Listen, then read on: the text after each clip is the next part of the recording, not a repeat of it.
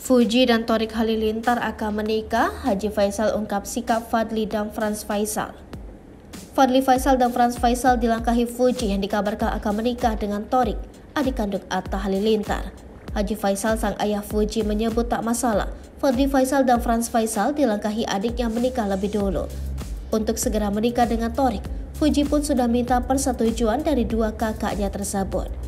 Menyetujui Fuji dan Thorik Halilintar segera menikah, Haji Faisal tidak masalah jika Fuji harus melangkahi dua kakaknya.